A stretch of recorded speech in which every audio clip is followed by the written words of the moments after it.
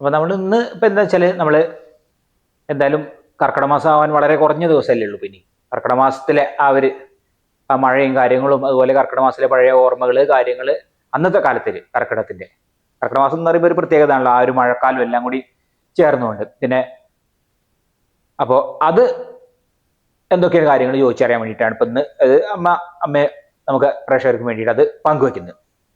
അപ്പൊ നമ്മൾ ഇന്നത്തെ വീഡിയോ ഇവിടെ ആരംഭിക്കുക. നമ്മൾ വ്യൂസ് വിത്ത് രാജൻ യൂട്യൂബ് ചാനലിലേക്ക് എല്ലാവർക്കും സ്വാഗതം.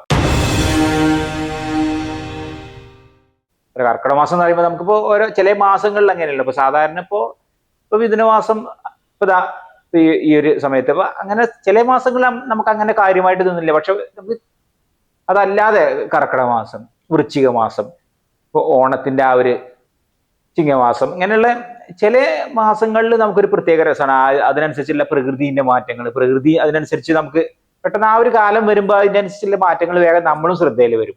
കർക്കിടകത്തിന്റെ ആ ഒരു അന്നത്തെ കുറച്ച് ഓർമ്മകളും കാര്യങ്ങളും ഒന്നും ഉണ്ടായവർക്ക് എടുക്കാണ്. കർക്കിടകം വരുന്നതിന് മുമ്പാണെങ്കിൽ നമ്മൾ അതിനൊക്കെയുള്ള ആ ഒരു കാലത്തെ ഒരു ചിട്ടകളും അതിന്റെ മുമ്പ് ഉള്ള ആ ഒരുക്കങ്ങളൊക്കെ അതൊക്കെ ഉൾപ്പെടുത്തിക്കൊണ്ട് ഇപ്പൊ അമ്മ അതാണ് ഇപ്പൊ ഇന്ന് നമുക്ക് പ്രേക്ഷകർക്ക് വേണ്ടിയിട്ട് പങ്കുവെക്കുന്നത്.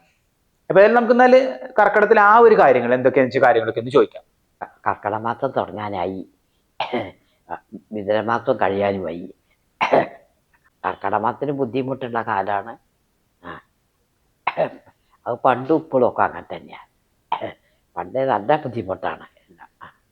കർക്കിടക മാസത്തിന് നല്ല മഴ പെയ്യണ കാര്യമാണ്. വെള്ളം പുഴവെള്ളം തിരിയണ സമയമാണ്.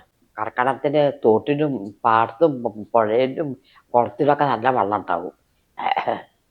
കുളിക്കാനൊക്കെ പാടത്തിലും കുളത്തിലൊക്കെ വെള്ളം ഉണ്ടാകുമ്പോൾ കുളത്തുനിന്നാണ് കുളിക്കുക. കർക്കിടകത്തിലൊക്കെ നാടൻ ചിട്ടകളാണ്. രാവിലെ കുളിയൊക്കെ കഴിഞ്ഞ് അമ്പലത്തിലൊക്കെ പോയി വന്ന് പിന്നെ ഒരു ഹീപോതിക്കാക്കലൊക്കെ ഉണ്ട്. അങ്ങനെ ഒരു പതിവുണ്ട് അല്ലേ? അങ്ങനെ ഒന്നുണ്ട്, ഹീപോതിക്ക് വെക്കും. അത് ദിവസം വെക്കുന്നവരുണ്ട്, പിന്നെ കർക്കിടക മാസം തുടങ്ങിയിട്ട് വെക്കുന്നവരുണ്ട്. കർക്കിടക മാസത്തിൽ 1-ാം തീയതി ആകുമ്പോഴേക്ക് വീടൊക്കെ ഒരു വൃത്തിയാക്കലുണ്ട്. ഒക്കെ അടിച്ച് തളിച്ച് ഒക്കെ ഒരു വൃത്തിയാക്കലുണ്ട്. പണ്ടൊക്കെ മരത്തേറ്റത് പിന്നെ പാറത്തിനോട് തേച്ച് എടുക്കണ്ടേ, ഇപ്പം അത് വേണ്ട. ഇപ്പം ചീനോട് തുടച്ചാൽ മതി നെരുമൊക്കെ. അന്ന് ചാണകട്ട് പഠിക്കലാണ് നിലം. ഇപ്പോൾ ടൈൽസല്ലേ ഉള്ള നിലം. ഇപ്പോൾ ചക്കയൊക്കെ ചക്കയൊക്കെ കർക്കിടക മാസത്തോട് കൂടി കഴിഞ്ഞില്ലേ.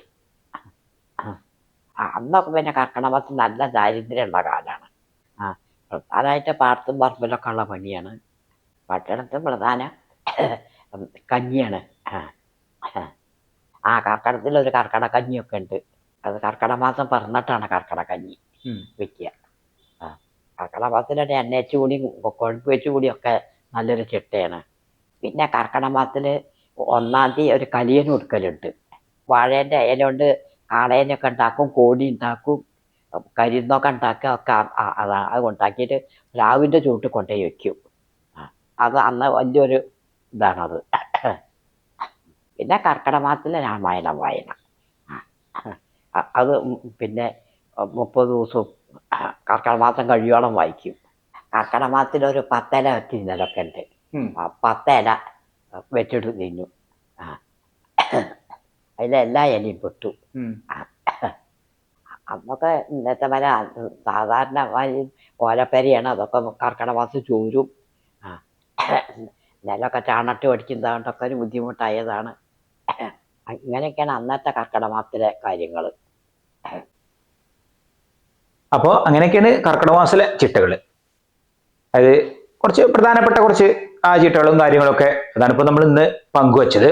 എന്താ വെച്ചാല് പണ്ടത്തെ ആ ഒരു ഇതിന്ന് ഇപ്പൊ ഇന്നത്തെ ഒരു കാലഘട്ടത്തേക്ക് നോക്കുകയാണെങ്കിൽ മാറ്റങ്ങൾ, ഒരുപാട് മാറ്റങ്ങൾ വന്നു. എന്നാലും ഇന്നും കർക്കിടക മാസത്തിലും ആ ഒരു ചിട്ട ഇതിലൊക്കെ ജീവിക്കുന്ന ഇപ്പോൾ ഒരുപാട് പേരുണ്ടാവും.